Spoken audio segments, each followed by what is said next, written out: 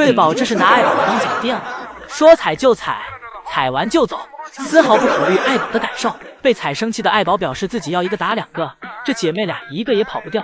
爱宝先是给挂在风铃上的瑞宝拽了下来，而一旁的辉宝见状不是跑走。回过神来的瑞宝转头就跑，由于太着急，脚步没跟上，大脑的思考一下踩空了，刚好摔在了爱宝的面前。爱宝抓住瑞宝，又给了瑞宝一顿爱的问候。辉宝眼看妈妈和姐姐打得这么起劲儿，自己也过来凑热闹。姐妹俩这下直接前后夹击爱宝了，但姐妹俩对爱宝的攻击丝毫没有产生影响。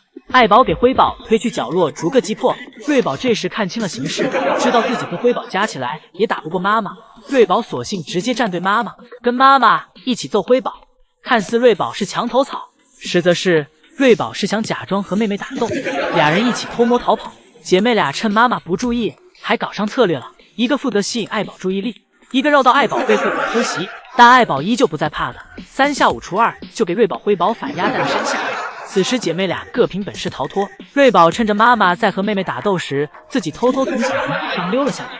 辉宝这时也开始找机会逃走，姐妹俩一番挣扎，终于挣脱了妈妈的怀抱，而爷爷们也配合得很默契。当瑞宝、辉宝一起来到通道门口时，通道门也打开了，让姐妹俩成功逃过了爱宝的这顿揍。爷爷从釜山回来了，回来后的第一件事儿就是来园区看瑞宝、辉宝。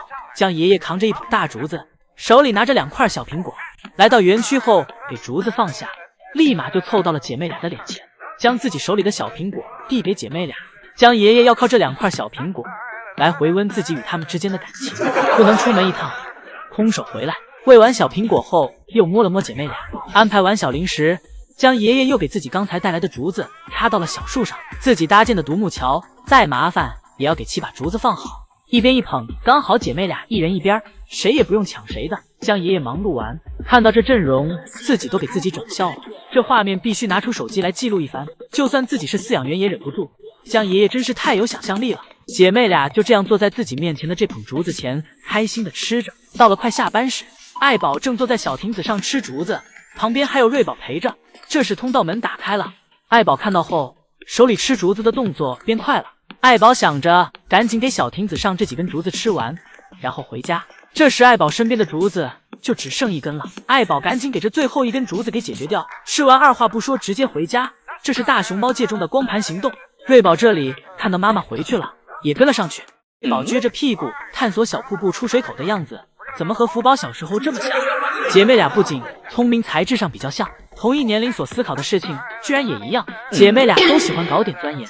福宝以前由于过于喜欢钻研东西，差点给爷爷的园区洒水装置拆了，福宝给水管咬断了，水呼呼的往外流。好巧不巧，因为水阀开关就在福宝手边，福宝看到爷爷这么浪费水，就给水关上了。福宝这一操作，姨姨们直呼要让福宝去上学。眼看爷爷这水管在这有点碍事儿，福宝心想我帮爷爷拆了算了。就在福宝准备痛下杀手时，将爷爷赶紧来到园区，拿着小零食哄福宝听话，转移福宝注意力。哄完福宝后，爷爷去检查水管，好在一切都不算晚。以后瑞宝发展成福宝这样的性格后，爷爷们就更有的受了。毕竟瑞宝还有一个拥有浑身蛮力的搭子，瑞宝只需要出主意，拥有浑身蛮力的搭子只要负责干就行了。瑞宝和辉宝这里一定会超过福宝的。姐妹俩对室外园区的地图勘探已经基本结束了，园区的各种环境都让辉宝尽收眼底了，甚至辉宝今天忙碌完还给自己洗了个澡。我家饲养员的脑洞真是越来越大了。饲养员们在游客们去往熊猫世界的路旁用落叶堆出了瑞宝、辉宝。饲养员们收集了数袋的落叶，仔细的进行铺设，同时还有饲养员不断的在往这儿运输落叶。很快从一开始的2名饲养员来到了4名饲养员。饲养员们给瑞宝的名字铺设好后，发现辉宝的名字放不下了，只能竖着摆放了。当妹妹的就稍微委屈一下吧，不过这依旧不妨碍他们这卡通形象的可爱。而真正的瑞宝、辉宝此时正在室内园区呢。今天瑞宝、辉宝的体重又一样了，取决于辉宝的体重是否和瑞宝一样，决定因素是辉宝测体重前产青团还是测完体重后产青团。今天这个就应该是辉宝测体重前产青团。辉宝这里对声音很敏感，爱宝走过来时，辉宝立马警觉地睁开了眼睛。等爱宝走过去后，就又闭上了。瑞宝这里正忙着吃竹子，趁妹妹睡觉的功夫，自己努力把体重追上来。姐妹俩的生活就是舒服，一点也不内耗。辉宝在树上睡到自然醒后也下来了，瑞宝调皮的躺在辉宝身上，觉得这样更舒服，自己身子下面软软的。而辉宝这里也没阻止瑞宝，妥妥姐妹情深。爷爷正在给瑞宝按摩，旁边的辉宝一个劲儿的示意爷爷，表示自己也要，身体不断的倒向爷爷，几个针。辉宝伸出头，试图跟爷爷对视，将爷爷看到后夸辉宝这个样子很可爱。虽然辉宝被爷爷看到了，但是这次爷爷没有完全明白辉宝的心，辉宝只能将注意力转向姨母，试图让姨母跟爷爷一样对待姐姐一样对待自己。为此辉宝还撅起了小屁股。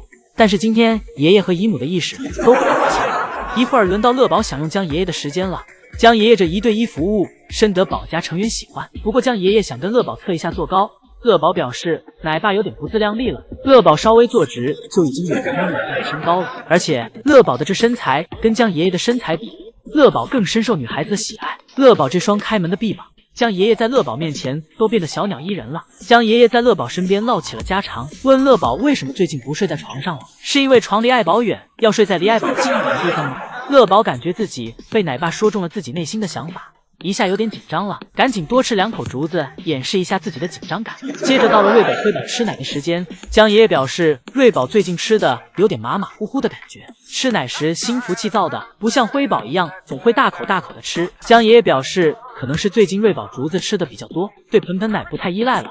江爷爷估计姐妹俩断奶和独立时期都会比虎宝要早。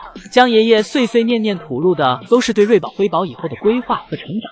保送头的动作真快，上周看到辉宝爬树后，感觉树缝会卡到瑞宝辉宝的头，这周就给小树的树缝补上了。내려올 때 조심해야 돼.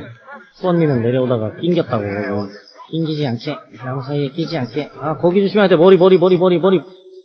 그렇지. 아유, 잘했어요.